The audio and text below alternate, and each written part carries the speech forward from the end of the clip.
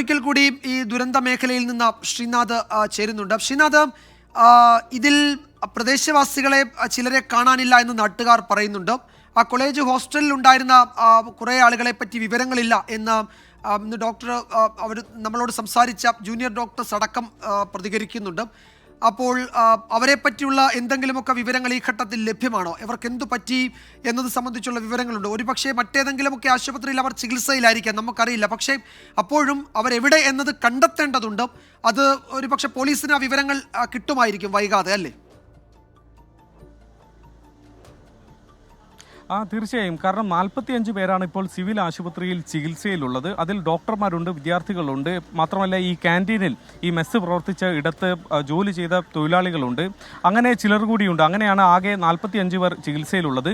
പക്ഷേ മരണസംഖ്യ അത് വലിയ തോതിൽ ഉയർന്നു നിൽക്കുന്നുണ്ട്. അതിൽ തന്നെ ഭൂരിഭാഗവും ഇപ്പോഴും ആരാണ് എന്നുള്ള ഒരു തിരിച്ചറിയാൻ നമുക്ക് കഴിയാത്തൊരവസ്ഥയുമുണ്ട്. അതുകൊണ്ടാണ് ഒരു കൺഫ്യൂഷൻ, കാണാതായ ആളുകൾക്ക് എന്തു പറ്റി എന്ന കാര്യത്തിൽ ഒരു സ്ഥിരീകരണം ഇപ്പോൾ നൽകാൻ കഴിയാത്തത്. ആശുപത്രിയിൽ ചികിത്സയിൽ ഇല്ലാതിരിക്കുകയും കാണാതിരിക്കുകയും ചെയ്യുന്ന ആളുകൾക്ക് എന്തു പറ്റി എന്നുള്ള ചോദ്യമാണ്. അതിനിപ്പോൾ ഈ DNA പരിശോധന ഫലമൊക്കെ വന്നതിന് ശേഷം ബന്ധുക്കൾക്ക് കൃത്യമായി മൃതദേഹങ്ങൾ വിട്ടു നൽകിയതിന് ശേഷം മാത്രമേ ആ കാര്യത്തിലൊരു വ്യക്തത ഈ ഘട്ടത്തിൽ വരൂ. 25 വിദ്യാർത്ഥികളുടെ കാര്യത്തിലെങ്കിലും സഹപാഠികൾക്കൊക്കെ തന്നെ സംശയമുണ്ട്. നേരത്തെ എലിസബത്തുമായി, കേരളത്തിൽ നിന്നുള്ള PG ഡോക്ടർ എലിസബത്തുമായി നമ്മൾ സംസാരിച്ചതാണ്. എലിസബത്ത് പറയുന്നതും അതാണ്. കൃത്യമായൊരു എണ്ണം ഈ ഘട്ടത്തിൽ അവർക്ക് കാണാതായ ആളുകളെ കുറിച്ചുള്ള വിവരങ്ങളൊന്നും തന്നെ ഈ ഘട്ടത്തിൽ ലഭ്യമാവുന്നില്ല. ആശുപത്രിയിൽ ഒരു സമയത്തെ അവസ്ഥ ആ തരത്തിലായിരുന്നു. മൃതദേഹങ്ങൾ കൂട്ടത്തോടെ എത്തുന്നു, പലതും കത്തിക്കരിഞ്ഞ അവസ്ഥ, ചിലർ പരിക്കുകളോടെ എത്തുന്നു, അവർക്ക് അടിയന്തര ചികിത്സ നൽകേണ്ടിയിരിക്കുന്നു. എലിസബത്തിൻ്റെ ഒരു സുഹൃത്ത് പോലും, തമിഴ്നാട് സ്വദേശിയായ ഒരു സുഹൃത്ത് പോലും ഈ അപകടമുണ്ടായ സമയത്ത് ആ മെസ്സുള്ള കെട്ടിടത്തിൽ ഉണ്ടായിരുന്നു. അവിടെ നിന്ന് താഴേക്ക് ജീവനും എടുത്ത് ചാടി എന്നതാണ് അവർ പറയുന്നത്. അങ്ങനെ വീണ് പരിക്കേറ്റിട്ടുള്ള ആളുകളുണ്ട്. ആ വീഴ്ചയിൽ സാരമായ പരിക്കുകൾ പറ്റിയിട്ടുള്ള വിദ്യാർത്ഥികളുണ്ട്. അങ്ങനെയുള്ള ആളുകളൊക്കെയാണ് ഇപ്പോൾ ചികിത്സയിലുള്ളത്. അതുകൊണ്ട് എത്ര പേരെ ഈ കാണാതായ ആളുകളിൽ എത്ര പേർക്ക് എന്തു പറ്റി എന്ന കാര്യത്തിലൊന്നും തന്നെ ഒരു വ്യക്തത ഇപ്പോൾ ആശുപത്രിയിൽ നേരിട്ട് പോയി അന്വേഷിക്കുമ്പോഴും നമുക്ക് കിട്ടുന്നില്ല. അതിൻ്റെ ഒരു ക്രോഡീകരണം ഒക്കെ വരണമെങ്കിൽ ഇനിയിപ്പോൾ മൃതദേഹങ്ങളൊക്കെ തന്നെ തിരിച്ചറിഞ്ഞ് കഴിയുമ്പോഴേ ഉണ്ടാകൂ എന്നതാണ് നമ്മൾ പ്രതീക്ഷിക്കുന്നത്. ഏതായാലും ഈ അപകടത്തിൻ്റെ ആഫ്റ്റർ എഫക്റ്റ്, അതിന് ശേഷമുള്ള കാര്യങ്ങളിൽ പ്രധാനപ്പെട്ടത് മൃതദേഹങ്ങൾ തിരിച്ചറിയുകയും പരിക്കേറ്റവർക്ക് മെച്ചപ്പെട്ട ചികിത്സ നൽകുകയും അവരെ സാധാരണ ജീവിതത്തിലേക്ക് കൊണ്ടുവരികയും ഒക്കെയാണ്. അതോടൊപ്പം തന്നെ അപകടമുണ്ടായ സാഹചര്യത്തെക്കുറിച്ചുള്ള വിശദമായ അന്വേഷണവും ഇനി ഒരിക്കൽ കൂടി ഈ തരത്തിലൊരു അപകടം നമ്മുടെ രാജ്യത്തല്ല, ഈ ലോകത്ത് തന്നെ അങ്ങനെ ഒരു അപകടം ഇനി ഉണ്ടാവാതിരിക്കാനുള്ള കരുതൽ എവിടെയെങ്കിലും പാകപ്പിഴ വന്നിട്ടുണ്ടെങ്കിൽ അത് കർശനമായി തിരുത്തേണ്ടതുണ്ട്. അതിന് ഈ അന്വേഷണം തന്നെയാണ് നിർണായകമാവുക. ഈ അന്വേഷണത്തിലെ കണ്ടെത്തലുകൾ തന്നെയാണ് നിർണായകമാവുക. ഏതായാലും ഈ വിമാനത്തിന് ഏതെങ്കിലും തരത്തിലുള്ള തകരാറുണ്ട് എന്ന കാര്യമൊന്നും തന്നെ വിമാന നിർമ്മാതാക്കളായ ബോയിങ്ങോ അല്ലെങ്കിൽ അവർ പ്രവർത്തിക്കുന്ന രാജ്യമായ അമേരിക്കയോ ഒന്നും തന്നെ ഈ ഘട്ടത്തിൽ സമ്മതിക്കുന്നില്ല.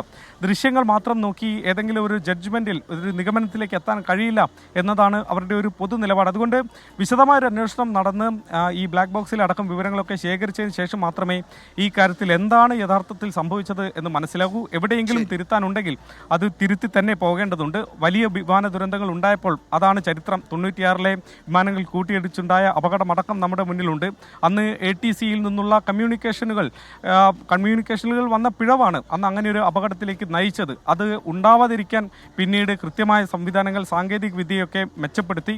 അങ്ങനെയാണ് പിന്നീട് ഒരിക്കൽ കൂടി അങ്ങനെ ഒരു അപകടം ഇല്ലാതിരുന്നത്. പക്ഷേ വലിയൊരു വിമാന ദുരന്തം വീണ്ടും ഒരിക്കൽ കൂടി നമ്മുടെ രാജ്യത്തുണ്ടാകുമ്പോൾ എവിടെയെങ്കിലും പിഴവ് പറ്റിയെങ്കിൽ അത് തിരുത്തണമെങ്കിൽ അതിൻ്റെ കാരണങ്ങൾ കണ്ടെത്തേണ്ടതുണ്ട്. അവിടെയാണ് അന്വേഷണം പ്രസക്തമാകുന്നത്. കേന്ദ്ര സർക്കാർ പ്രഖ്യാപിച്ച അന്വേഷണത്തോടൊപ്പം തന്നെ വിമാന കമ്പനിയും അന്വേഷണം നടത്തുന്നുണ്ട്. കേന്ദ്ര സർക്കാർ അന്വേഷണത്തോടൊപ്പമാണ് അമേരിക്കയുടെ ഫെഡറൽ ഏവിയേഷൻ അഡ്മിനിസ്ട്രേഷനും ഒരു സംഘത്തെ ഇങ്ങോട്ട് അയച്ച് ഈ അന്വേഷണത്തിൻ്റെ ഭാഗമാവുന്നത്. വിജയകുമാർ.